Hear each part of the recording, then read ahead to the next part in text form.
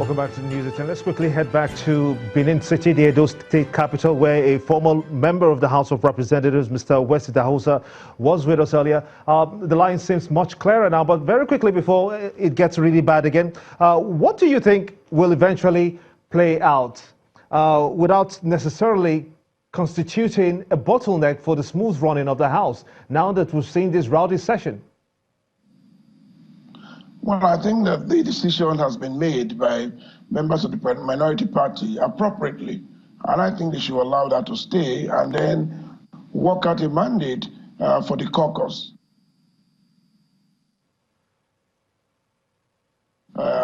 Policies of the central government that are not acceptable to the minority parties, and that's important. I don't think it's about fighting or starting a brand new house on a wrong footing. A former member of the House of Representatives, Mr. Wesley Idahosa, talking to us from Edo, from Benin City, the Edo State capital. Most sincerely, thank you for talking to us for the time that you had. Well, Governor Willie Obiano of Anambra State is taking a bold step, what seems to be, towards the provision of decent and affordable accommodation for the ever-increasing population of the state. The governor and the developer of the new housing estate, to be cited as Unzunaka community in Oyi local government area of the state, have signed a memorandum of understanding in the region. Housing all over the world is a phenomenon that affects every aspect of society, as it represents one of the most basic human needs. In spite of its importance, there is a shortfall of housing, especially in developing nations, including Nigeria. To meet this deficit in its housing sector, the Anambra State government, under the watch of Governor Willie Obiano, have decided to engage Rotec Energy Services Limited in its quest to provide modern and affordable houses that the supervising officials say will meet contemporary standards and enhance the revenue profile of the state. The project will not just boost the construction industry in Anambra, but it will also help to bridge the housing deficit, as well as giving jobs to at least 200 people during the construction phase. Your administration will make Anambra a more viable urban community by producing decent housing and suitable living environment, and expand economic opportunities for low and moderate income persons, as well as rich and high income persons. The chairman of Rotec Energy Services Limited says the company, which has vast experience in housing development, will fulfill its obligations towards delivering the houses at Nkwele Ezunaka within the stipulated time. We have 4-bedroom duplex with 2-bedroom boys quarters, 5-bedroom duplex with 2-bedroom boys quarters. Hospital is there, police station, school, worship places, and other amenities. Governor Obiano then shed some light on how the project will be executed and what's in it for the state. Because the project is over 4.3 billion naira, it's going to, in the construction phase, over 1,000 people will be employed at that stage. And for management of the estate, another 200 or thereabouts. So it's an important job creation opportunity that's being created both for the immediate community, for the and the environment, and then as a whole. The event ends with all the parties involved signing the necessary documents to commit them to the terms and conditions of the project, which is to be executed within 30 months. It's time now for business news on the News at 10 with Melinda Kilami.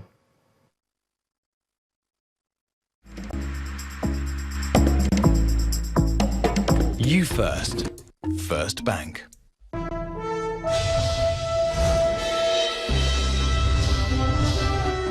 Many thanks, Gimba. Welcome to Business News. The chairman of the newly inaugurated Securities and Exchange Commission, Mr. Olufemi Lijadu, has asked for an orderly securities market in order to attract more investors into the country. He was speaking during the board's first meeting today, where he emphasizes a capital market where the rules are enforced and the investing public protected. According to the new SEC boss, there has been a remarkable progress in the capital market in the last 20 years, but they still need to leverage on technology to improve its performance. Company news now. The board of Total E&P Nigeria has appointed Mr. Mike Shankster as the Managing Director, Chief Executive Officer of the company with effect from July the 1st. He succeeds Mr. Nicolas Terraz, who is now the Senior Vice President for Africa for the Exploration and Production branch of the French oil giant. Mr. Shankster worked as a Corporate Development Manager at Scottish Power before joining the group. Before his appointment, he served at various capacities in different countries with extensive experience in business and management within the multinational oil group. The Nigerian equities market extends negative sentiment into the fourth day in July, with the month and year-to-date losses down 5.68% and 6.78% each. Let's get details from Layo Adegoke.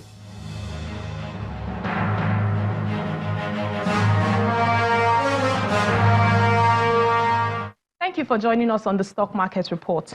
The market is looking for direction out of persistent sluggish finishing since the first week of July began.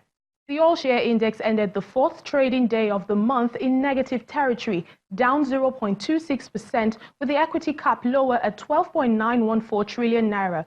Looking at the activity table, we see lower turnover volume and value of 180.47 million shares, worth 2 billion naira change hands in almost 4,000 deals.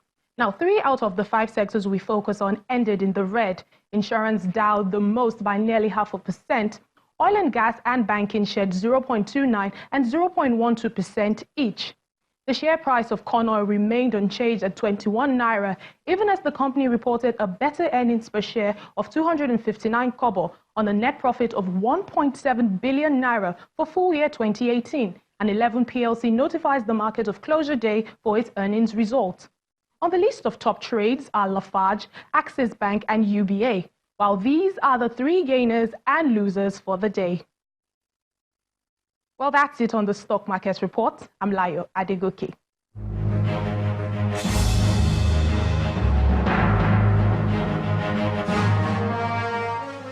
Many thanks, Layo. And it's a slightly mixed finish for some of the world's leading stock markets and growing expectations amongst investors for the United States Federal Reserve to cut interest rates at its upcoming meeting later this month.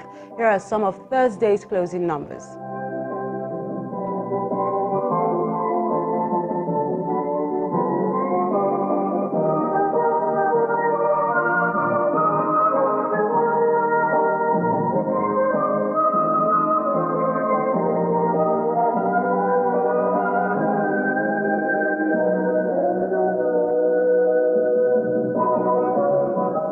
That's Business News Tonight. Is back to you, Gimba.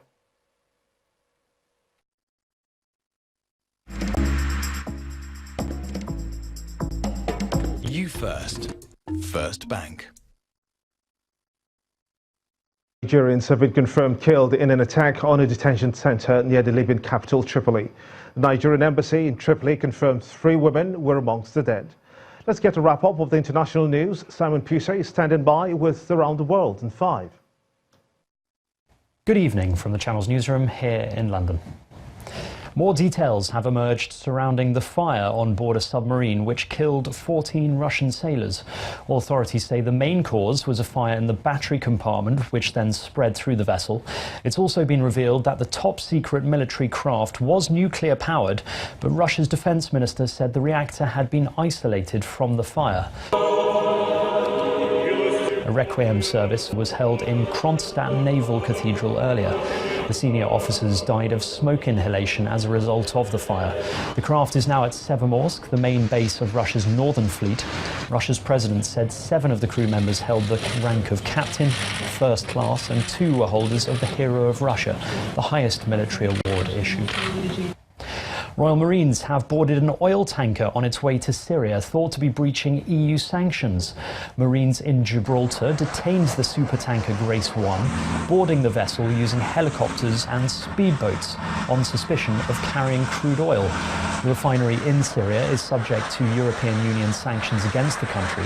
The Gibraltar government published regulations on Wednesday to enforce the sanctions against the tanker and its cargo. China's row with Britain is intensifying after the UK's Foreign Secretary warned the country could face serious consequences over its treatment of protesters in Hong Kong. Earlier, the Chinese ambassador Liu Xiaoming held a press conference in which he told Britain to stay out of the country's internal affairs. It's after China summoned the UK's ambassador following what was described as unacceptable and inaccurate remarks made by Jeremy Hunt. However, the Foreign Secretary once again warned the Chinese government not to respond by repression. Let me be clear what I said. I said that I condemned, and we as the United Kingdom condemn, all violence, and that people who supported the pro-democracy demonstrators would have been very dismayed by the scenes they saw. So I was not supporting the violence. What I was saying is the way to deal with that violence is not by repression. It is by understanding the root causes of the concerns of the demonstrators.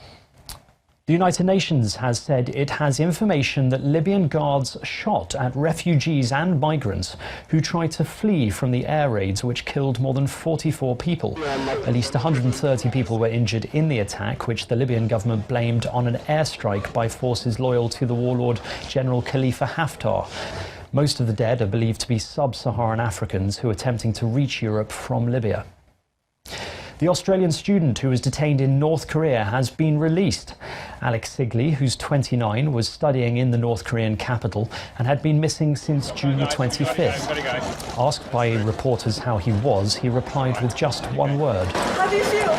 Great. Walking through Beijing International Airport on his way to Japan, he declined to comment about what happened to him in Pyongyang and where he was held. Australia has no diplomatic presence in North Korea and relies on other countries to act on its behalf. In this instance, diplomatic officials from Sweden helped mediate between the Australian government and North Korea. This outcome demonstrates the value of the discreet, behind-the-scenes work of officials in resolving complex and sensitive consular cases in close partnership with other governments.